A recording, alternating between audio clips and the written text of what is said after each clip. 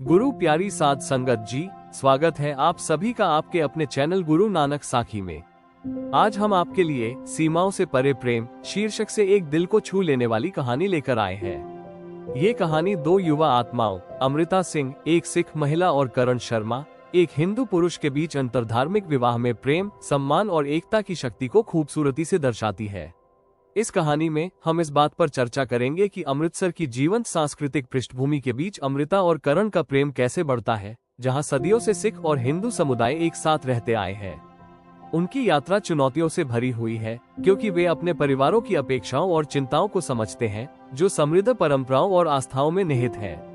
हालांकि कहानी केवल बाधाओं को दूर करने के बारे में नहीं है, ये पुल बनाने के बारे में है। अपने बुजुर्गों की बुद्धि और अपने दृढ़ संकल्प के माध्यम से अमृता और करण दिखाते हैं कि आपसी सम्मान और समझ से निर्देशित प्रेम सबसे विविध पृष्ठभूमि को भी एकजुट कर सकता है। उनकी शादी सद्भाव का प्रतीक बन जाती है, जो सिख और हिंदू दोनों परंपराओं की सुंदरता का सम्मान करती है। ये कहानी गुरु नानक देव जी की शिक्षाओं से प्रेरित है, जिन्होंने समानता, एकता और मानवता के सार्वभौमिक भाईचारे पर जोर दिया। ये हमें याद दिलाता है कि परंपराएं महत्वपूर्ण है, लेकिन किसी भी धर्म का सच्चा सार प्रेम, करुणा और स्वीकृति में निहित है।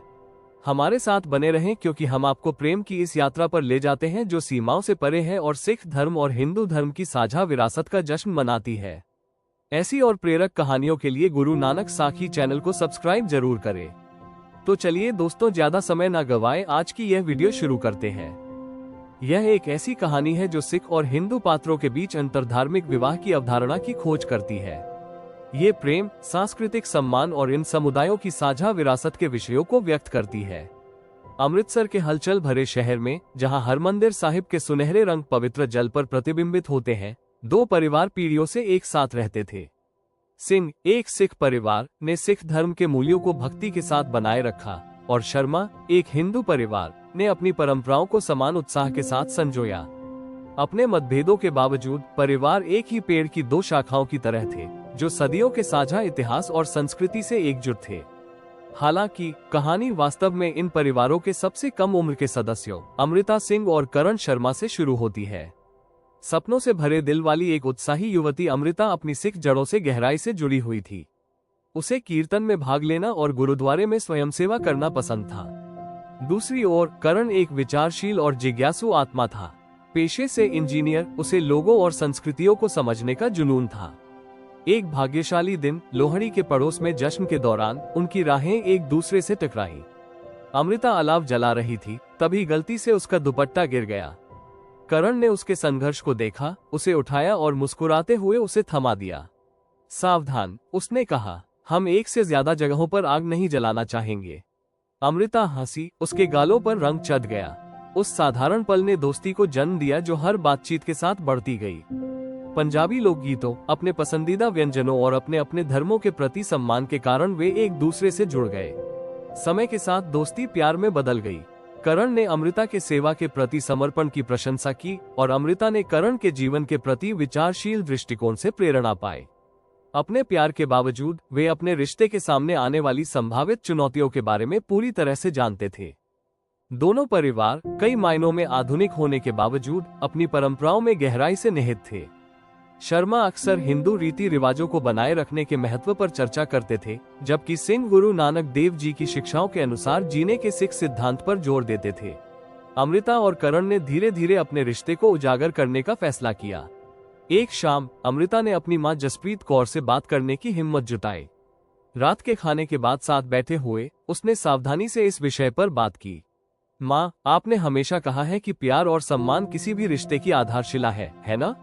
जसप्रीत ने सिर हिलाया, ये समझते हुए कि बातचीत किस दिशा में जा रही है। मैं ऐसे व्यक्ति से मिली हूँ जो इन मूल्यों को अपनाता है। उसका नाम करण है। जसप्रीत की मुस्कान थोड़ी कमजोर पड़ गई। करण शर्मा, अगले घर से?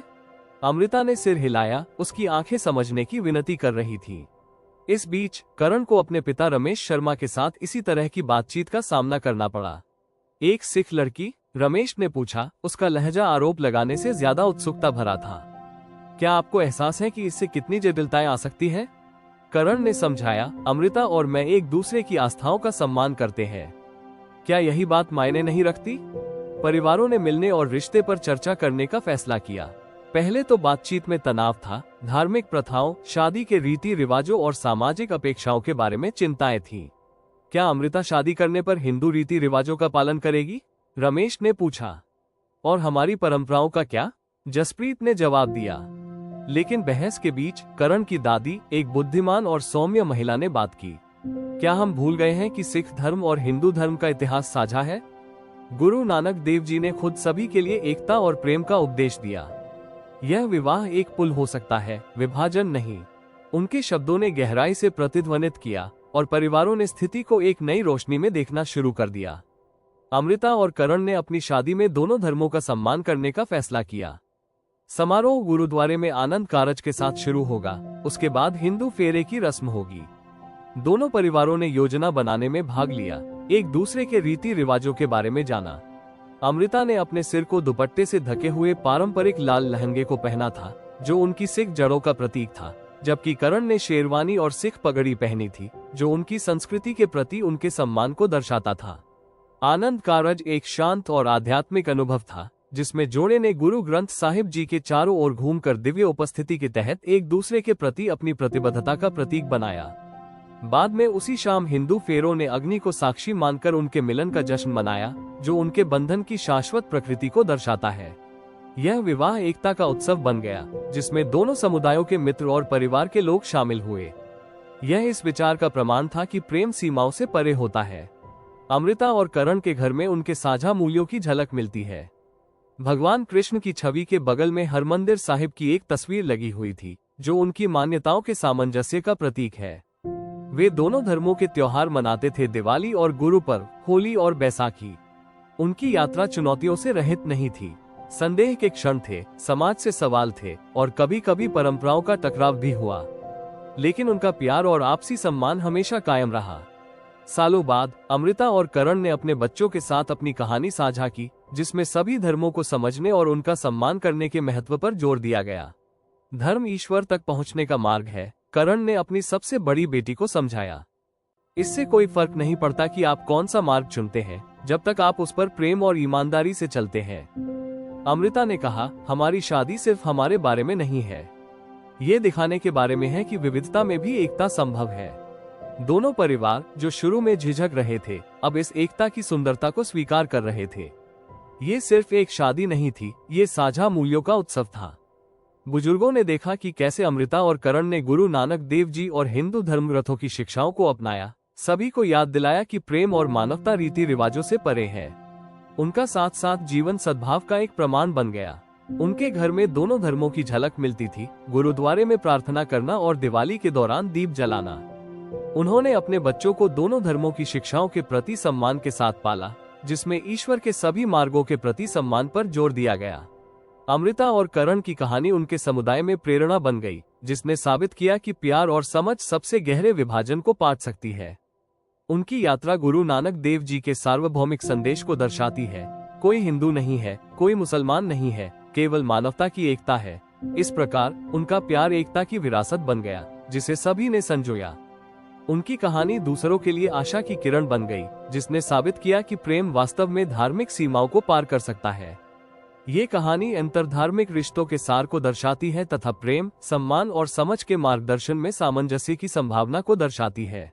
गुरु प्यारी साध संगत जी, उम्मीद करते हैं आप सभी को आज की यह कहानी पसंद आई होगी।